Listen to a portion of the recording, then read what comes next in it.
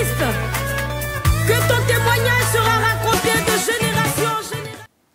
Bonjour à tous, je suis très heureuse de vous retrouver pour ce énième numéro de votre édition spéciale CIDEAM 2023. Entendez par CIDEAM, Convention internationale de l'Église Ambassade des Miracles. Et pour cette année, elle est à sa 9e édition. C'est un moment où les fils et filles du bishop Ouattara Mohamed Idriss et du pasteur Tania Ouattara ont la possibilité de retrouver leurs parents spirituels pour une rencontre hautement divine. Et pour cette édition, il y a également des personnes qui ne sont pas forcément membres de l'Église Ambassade des Miracles, mais qui sont admiratives sur le ministère du bishop Ouattara et de son épouse qui ont décidé de prendre part à cette convention. Je suis donc aujourd'hui en compagnie du révérend Ridge Mpara. Bonjour. Bonjour. Vous allez bien? Très bien, pour la grâce de Dieu. Bienvenue sur ce plateau. Merci. Et je suis aussi en compagnie de monsieur Kombila Edi Lionel. Bonjour. Bonjour. Vous allez bien? Je vais bien. Alors vous particulièrement, vous êtes gabonais, mais vous vivez en Côte d'Ivoire. En effet. D'accord. J'ai tout de suite envie de vous demander, c'est la première question qui me vient en tête, étant gabonais, comment est-ce que vous avez connu le bishop Ouattara? On va commencer par monsieur Kombila et puis on arrivera au révérend. Bon, j'ai connu le bishop Ouattara depuis le Gabon. C'était lors d'un culte qui était diffusé. Et ce qui a attiré mon attention, c'est le fait que au moment où il intervenait, il prêchait, il rendait un ministère. Il y a une dame dans la salle qui s'est levée avec un plâtre, je crois bien, et ce jour-là, elle avait reçu son miracle. Et du coup, ça m'avait amené à le chercher sur les réseaux sociaux, tels que Facebook. Et c'est à partir de là où je me suis abonné à la page. Ça remonte à combien d'années? Bon, disons 2018. Si 2018. je me trompe pas, oui, 2018. D'accord. Jusqu'à Donc ce c'est que à je me partir retrouve de ici. ce miracle que vous avez commencé à suivre l'homme de Dieu et à rester, j'ai envie de dire, connecté à toutes ses actions jusqu'à ce jour. En effet, c'est à partir de ce miracle que j'ai eu vraiment de l'attention sur l'homme de Dieu. D'accord.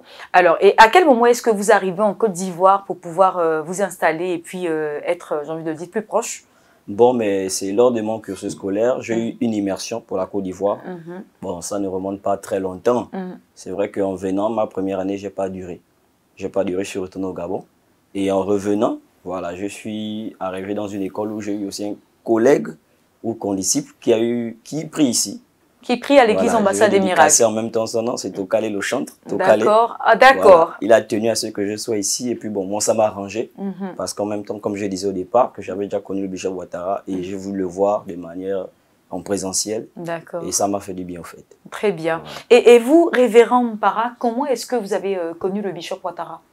J'ai connu le bishop Ouattara par le biais des médias, 2017, mais j'ai vraiment commencé à le suivre en 2019. D'accord. Un jour, en 2019, j'étais dans un travail spirituel et il y a un de mes frères qui m'a identifié sur une des vidéos qui parlait sur les hôtels, car c'est un message que le Seigneur également m'a donné de prêcher. Et ce monsieur m'identifiait à cause de la qualité des messages qui était réciproque entre le message que je prêchais et celui du bishop. Il faut noter que vous êtes leader d'un ministère. Je suis leader des églises OE. D'accord. Le Gabon est partout dans le monde. Et j'ai commencé à suivre le bishop, vu la prestance, vu la précision dans le message. J'avais compris que c'est l'une des personnes, sinon des couvertures que Dieu m'appelait à beaucoup suivre de près. D'accord. Alors, donc vous suivez le bishop Ouattara à partir de certaines années différentes, 2017, 2018. Et qu'est-ce qui vous pousse à participer à la CIDEAM 2023? Est-ce que c'est déjà la première convention à laquelle vous participez? Bon, pour moi, c'est la première convention que je participe. D'accord. Et vous, révérend? C'est la première convention sur Abidjan. Sur Abidjan. J'ai assisté à la convention, je disais, à Libreville. C'est l'une des choses qui m'a vraiment poussé à venir ici en Côte d'Ivoire parce que son passage au Gabon m'a vraiment été d'une grande bénédiction. D'accord. Explosion des miracles, c'était au Gabon, à l'hôtel Nomade. D'accord. Organisé par l'église Sérène. Sérène, avec à sa tête l'évêque Mike Steve Joktan. Et pour préciser, je travaille avec l'un des fils de l'évêque Joktan, Michel Ambouré, qui est un aîné, un modèle pour moi dans le ministère. L'évêque Ambouré, très bien. Alors, comment est-ce que vous décidez de prendre part à cette CIDEAM 2023? C'est vrai que vous êtes invité par le chantre Tokale, mais participer à 8 jours de convention, c'est quand même très important, le matin, le soir. Qu'est-ce qui vous motive à participer à cette convention? Ma motivation, je vais dire, c'est la fin de Dieu. La fin de Dieu, premièrement, parce que c'est une occasion pour moi, déjà qu'en présentiel, comme je vous l'ai dit, que j'ai commencé à le suivre il y a déjà longtemps. Et pour moi, j'ai vu que la CIDEAM devait être une occasion aussi pour ma grande victoire. Comme le thème l'indique si bien, ce sera une grande victoire. Et il y a une fin de Dieu, donc qui m'a conduit depuis dimanche, effectivement, que je suis là et je tiens le coup. Vraiment, ça a été un baptême personnellement, parce que depuis 8 heures, parfois on termine si tard. Mais nous tenons parce que les messages nous font bénéficier de grandes choses. D'accord. Vous êtes à Abidjan. Le révérend Mpara, par contre, vous avez quitté le Gabon pour venir en Côte d'Ivoire pour la convention. J'ai envie de demander, c'est quoi la motivation d'un tel choix? La motivation, déjà, je réitérais que depuis 2019, j'ai compris que il y avait quelque chose que Dieu voulait faire par le bishop au travers de mon ministère également. Et j'ai commencé à le suivre, comme je disais. Et déjà, pour faire un flashback, depuis l'année passée, j'ai souhaité être en Côte d'Ivoire pour rencontrer le bishop. Et ça a été difficile en cette période. Les personnes sur lesquelles je tombais me disaient que le bishop s'est déplacé trop en cette période. Et lorsqu'il est venu au Gabon, j'ai demandé aux hommes de Dieu qui le recevaient, je voulais impérativement le rencontrer, vu l'appel que j'ai, que je m'identifie beaucoup à lui dans le message, dans la manière de travailler en fait. Dans des années futures, je me vois comme lui, c'est un modèle en fait et tout. Et j'ai appelé la Côte d'Ivoire cette fois, on m'a dit, bon, comme vous voulez rencontrer le bishop, ça tombe bien. Nous avons une très très grande conférence, donc il faut impérativement arriver en Côte d'Ivoire. Et vite là, je n'ai pas réfléchi, j'ai vu que c'était l'occasion et puis j'ai demandé à ce que la paperasse soit faite pour y arriver. D'accord, mais c'est quand même une responsabilité parce que vous êtes établi sur une église, vous avez des fidèles, vous avez votre organisation personnelle. Vous chamboulez tout ce programme-là pour venir. Comment est-ce que vous avez décidé de gérer l'hébergement, les billets d'avion? Est-ce que c'était pas coûteux tout ça quand même? C'est coûteux, mais je crois que lorsqu'on connaît le prix à gagner, le prix à payer n'est plus un problème. Je connais quel est le prix à gagner derrière et puis les dépenses ne me disent rien. Mais ce qui est sûr, c'est un sacrifice. Et déjà même le fait de laisser l'église, qui est un ministère très naissant, ça fait 2 ans et demi que nous exerçons. Et puis le fait déjà de laisser l'église, c'est pas quelque chose de facile et tout autre. Mais l'argent, le matériel dedans, c'est rien. Lorsqu'on veut vraiment atteindre des objectifs, comme disait Maman Tania ce matin, voilà, rien ne doit nous arrêter. Vous êtes là depuis combien de jours déjà? Je suis arrivé mardi. Et comment est-ce que vous vivez cette 9e édition de la CIDEAM? En vérité, les mots sont insuffisants pour dire ce que j'ai vu de mes propres yeux. Salomon a dit, la reine a dit à l'endroit de Salomon, la reine de Séba, qu'en réalité, ce que j'ai vu est plus grand que ce que j'ai entendu en fait. Ce que je vis depuis 4 jours est plus grand que les échos que j'avais entendus autrefois. C'est juste des moments très, très, très impactants. Ce sont des temps de réveil et nous assistons à la manifestation sans pareil de Dieu dans le sens de la délivrance, de la guérison, du miraculé et autres. Ce sont des moments très, très extraordinaires. D'accord. Nous sommes ravis en tout cas. Monsieur Kombila, vous, à votre niveau, comment est-ce que vous vivez cette 9e édition de la CIDEAM? Bon, mais c'est très, très intéressant. En ce sens où j'ai bénéficié d'un message intéressant, l'hôtel. En fait, quand j'ai écouté le bishop Abraham, qui est intervenu sur les hôtels, il m'a fait comprendre. En fait, au départ, je n'avais pas compréhension de cette notion. Mais quand il a fait l'hôtel, c'est le sacrifice. Et on ne pose qu'un sacrifice sur l'hôtel. Et du coup, ça a été comme un voile qui s'est ouvert, en fait. Parce qu'à partir de là, c'est une compréhension avec laquelle je vais marcher, en fait. Donc c'est à partir de là que je peux dire ça a été bénéfique pour moi. D'accord. Des enseignements quand même de qualité, parce qu'avec le bishop Abraham Chigundu, on a pu voir un développement, une suite logique dans les messages, en parlant des portes spirituelles, les hôtels, et il a même développé hier un enseignement très profond sur... pardon? Oui, il a développé sur les 5 cornes.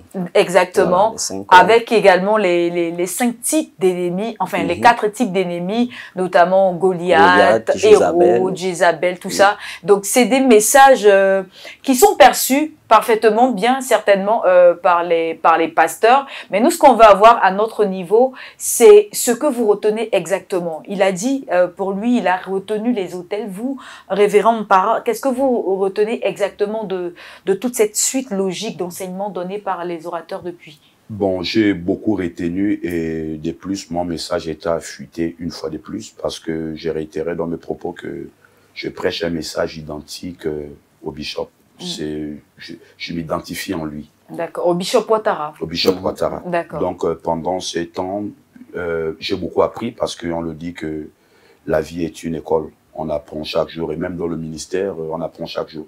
Celui qui refuse d'apprendre à arrêter sa destinée. Donc, pour moi, ces moments, ces messages sont venus simplement affûter encore le message que Dieu m'a donné. Je prêche sur les autels, je prêche beaucoup sur le combat spirituel, mais ces messages ont amené ma compréhension, la connaissance que j'ai sur les autels et le monde spirituel à un autre palier, en fait. D'accord. Alors, moi, ce que j'ai tout de suite envie de demander, c'est que vous avez certainement voulu venir en Côte d'Ivoire pour rencontrer le bishop Ouattara, mais vous avez pris, n'est-ce pas, connaissance du thème de cette convention, année de la Grande Victoire. Est-ce que ça vous a inspiré quelque chose particulièrement lorsque vous veniez pour cette CIDEAM, au-delà du fait de rencontrer l'homme de Dieu? Lorsque je venais, la vérité, c'est que mon esprit n'était pas trop focalisé sur la convention. D'accord. Parce que dans mon esprit, c'est je veux rencontrer le bishop. Vous êtes honnête, hein? Sincèrement. D'abord, même le thème, j'ai pas trop pris connaissance. Bon, déjà, ce qui m'a plus attiré aussi, c'est que sur l'affiche, j'ai vu le prophète héritier, déjà, qui est un prophète que je suis également. Beaucoup du côté du Congo, la génération Joël, avec le prophète Jogras, Ken Mouyaya et autres. Mais lorsque je suis arrivé à Abidjan, mon esprit n'était pas sur la conférence. Ça, je suis franc. Je voulais à tout prix rencontrer le bishop. D'accord, ça n'était pas. Donc maintenant, on peut dire que ça l'est un tout petit peu quand même. Non, maintenant c'est ça. Ça m'a donné envie parce que je disais que les enseignements sont tellement de qualité et ils affûtent de plus en plus mon esprit en fait. Les enseignements sont de qualité. D'accord. Et vous, à votre niveau, année de la Grande Victoire, tout de suite, quand on décide de participer à un programme, on essaie de voir un peu les orateurs, tout ça. Et c'est des choses qui nous inspirent, qui nous motivent à participer à cet événement, n'est-ce pas? Oui, évidemment. Déjà, la Grande Victoire attire. Qui ne veut pas passer qui ne veut pas avoir une grande victoire dans sa vie. Parce qu'il est vrai que dans la vie, il y a toujours des défis, des batailles et des combats. Et le thème touche à bon point parce que c'est la grande victoire. Et c'est vrai que je veux aussi souligner les orateurs invités. Moi, j'ai découvert le bishop Abraham. Pour moi, c'était une découverte. Et ses enseignements, vraiment, comme on l'a cité, les 5 cornes, voire la délivrance, les prières de délivrance même, c'était aussi très enrichissant. D'accord. Voilà. Maintenant, la grande victoire, ce que je retiens, c'est que je suis déjà ravi. De ce sens où j'ai une grande victoire aussi que je viens posséder au travers des prières sur les ennemis spirituels, les Goliaths, on va dire Goliath et Jézabel en tout cas. Donc, les fils de la maison sont certainement habitués aux personnes que je vais mentionner maintenant, mais vous avez pu voir également les fils spirituels du bishop Ouattara, orateurs à cette CIDEAM. Je note le pasteur Amani Omezim, le pasteur Kwasi Arsène, et ce matin on a même eu 3 à la prédication de la vice-présidente de l'église Ambassade des Miracles, le révérend pasteur Tania Ouattara. Un petit mot rapidement sur ces personnes de la maison qui épousent la vision du bishop Ouattara. Ok, du peu que j'ai vu, je pourrais dire le message et la vision est tellement comprise parce que par les fils, on peut facilement voir le père. La Bible est claire qu'un fils sage fait la gloire de son père. Donc, j'aimerais dire simplement, pour le peu que j'ai vu, le bishop fait un bon travail et la vision est tellement comprise. Elle est vraiment inculquée dans l'esprit de toutes ces personnes parce que déjà, il faut souligner que la vision, c'est un esprit. Donc, ce que je vois, c'est que tout le monde a la compréhension de la vision. Tous les pasteurs qui ont exercé les fils ont le même message proportionnel à la vision. Donc, je comprends que la vision est simplement suivie et inculquée. Dans la maison. D'accord. Et vous, à votre niveau, bon, à mon niveau, je veux dire quand même un peu plus parce que j'ai déjà joué une aventure avec l'église Ambassade des Miracles. C'est cela. J'ai vu l'église de Yamoussoukro. J'ai passé le nouvel an à l'église de Yamoussoukro. D'accord. J'ai vu l'église de Daloa avec le pasteur tout Eli. ça. Oui, j'ai passé la Pâque à Daloa.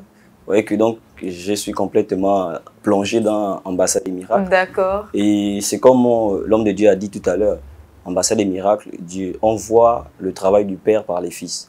Et quand j'ai vu celle de Yamoussoukro et d'Aloa, je peux attester qu'il y a un travail fait. Et l'homme de Dieu, le bishop Ouattara, Mohamed Idriss, vraiment fait un travail excellent. D'accord. Ça, je peux l'avouer et le reconnaître. D'accord. J'ai une avant-dernière question. Vous êtes tous deux originaires du Gabon. Vous connaissez le message du Bishop Ouattara. Selon vous, comment ce message serait perçu au Gabon? Le message de la délivrance, connaissant les réalités, j'ai envie de dire spirituelles, peut-être même économiques de votre pays. Comment ce message serait perçu au Gabon? Je vais commencer par le révérend. Ok, merci. Merci pour la parole. Oui. Déjà, l'une des vérités que j'aimerais souligner, qui ne souligne aucune contestation d'ailleurs, c'est que Dieu donne un message à un ou un selon l'environnement, selon le vécu, selon les réalités du territoire sur lequel le coin vit. D'accord. Donc, pour moi, selon les réalités spirituelles en Afrique, le message du Bishop Ouattara, c'est un message qui serait écouté sur tout le continent africain. Parce que les réalités du continent européen, asiatique, américain, ne sont pas les mêmes réalités que nous vivons en Afrique. Et en Afrique, nous savons que l'un des problèmes majeurs de l'Afrique, c'est le message que le Bishop prêche sur les hôtels des familles, les malédictions générationnelles, les malédictions ancestrales. Donc, selon ma compréhension du monde spirituel que j'ai, je dirais que le message du Bishop Ouattara, c'est un message qui serait écouté sur tout le continent africain. Sur tout le continent africain, parce que la réalité, c'est que en Afrique, nous avons les mêmes, ce sont les mêmes situations que nous vivons en fait. Donc, qui mine, voilà, l'Afrique. Donc, c'est un message que toute l'Afrique pourrait écouter. Et ce que j'aimerais simplement dire aussi, pour terminer certainement, c'est que le plus grand message de la Bible, c'est le message de la délivrance. Jésus est arrivé, Jésus a dit, l'Esprit du Seigneur est sur moi, il m'a oint pour annoncer. Après annoncer, c'est pour rendre libre. Le plus grand message de la Bible, c'est le message de la délivrance. Vous savez comment Jésus était oint du Saint-Esprit, allant de lieu en lieu, libérant tous ceux qui étaient sur l'emprise du diable. Plusieurs versets se répètent dans ce sens. Le plus grand message de la Bible, c'est la délivrance. Christ est venu, c'est pour nous délivrer.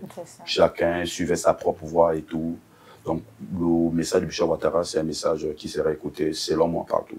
Je n'ai aucun doute en ce qui concerne son message, le message de la délivrance. Il faut juste comprendre que Dieu donne un message à un ou un selon les réalités autres. Voilà. D'accord. Vous semblez partager l'avis du révérend Para, monsieur? En effet, je partage l'avis parce que quand on parle de délivrance, voyez-vous que les familles en ont besoin. Vous voyez qu'être guéri d'une maladie, c'est déjà être délivré des maux de cette maladie. Donc, c'est quelque chose qui est complètement ouvert aux nations. Non seulement, c'est vrai comme on a situé surtout l'Afrique, parce que même le Gabon, la Côte d'Ivoire, on n'a pas tant de différences, voilà, assurément culturelles, mais il y a des réalités qui s'imposent et qui sont similaires. Et donc, le message est la bienvenue. Le message va accorder la délivrance, toutes les personnes en ont besoin. Ça, c'est une réalité. Donc, pour ça, je rentre vraiment en accord avec le révérend. D'accord. En tout cas, nous, ça nous a fait plaisir de vous avoir sur ce plateau. L'objectif, c'était de voir comment la CIDEAM 2023 était perçue par des personnes autres que les membres de l'Église Ambassade des Miracles. Pour cette 9e édition, on a commencé par recevoir déjà les Sons of Prophets, une plateforme de prophètes qui ne sont pas forcément membres de l'Église, mais qui ont décidé de se mettre sous l'autorité du Bishop Ouattara. Aujourd'hui, on vous a tous les deux originaires du Gabon, venus du Gabon pour cette CIDEAM. Ça a été un plaisir. Un mot de fin, rapidement, avant peut-être que je passe à une conclusion, Monsieur Kombila. Bon, le mot de fin, c'est témoigner ma joie et mon affection à l'égard de Bishop Ouattara Mohamed Idriss. Parce qu'en effet, le Bishop a fait beaucoup. Il a fait beaucoup par ses enseignements aussi. J'étais au premier jour quand il a intervenu. Son intervention était très bénéfique pour moi. Et je témoigne ma gratitude, que Dieu bénisse encore l'homme de Dieu ainsi que son ministère. Non, on dit Amen. Et voilà, de même que son épouse qui accompagne, parce que, comme le soulignait le pasteur Abraham, le bishop Abraham, il faudrait bénir la femme. Il faut prier pour la femme afin qu'elle aussi, elle travaille bien pour le mari. Amen. Alors, révérend Para, nous sommes au terme de cette entrevue. Est-ce que vous avez un mot de fin? Bien sûr, le mot de fin serait un peu lent, permettez-moi.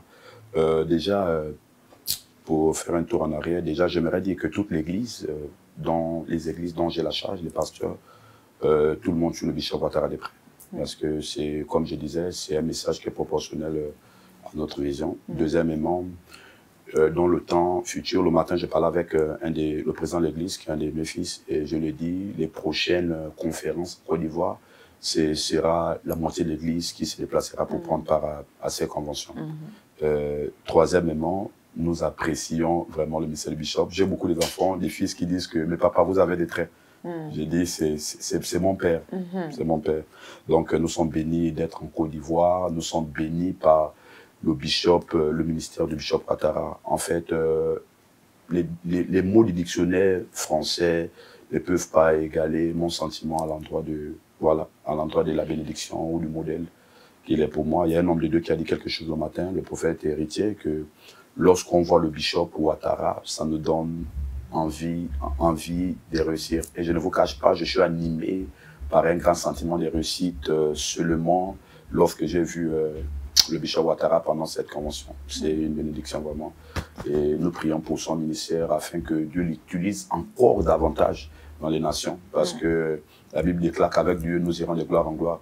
Et la gloire de Dieu sera plus grande dans des années qui sont tellement proches. D'accord. Nous, on dit Amen en tout cas pour toutes ces prières. On est très contents de voir que le ministère de l'Homme de Dieu est apprécié jusqu'au Gabon. En tout cas, cette CIDEAM 2023 nous a permis de découvrir jusqu'où pourrait aller l'impact du ministère du bishop Ouattara Mohamed Idriss aux côtés de son épouse, le pasteur Tania Ouattara. C'est la fin de ce énième numéro de votre édition spéciale CIDEAM 2023. On aura l'occasion de se retrouver, pourquoi pas, pour un autre numéro. D'ici là, portez-vous bien.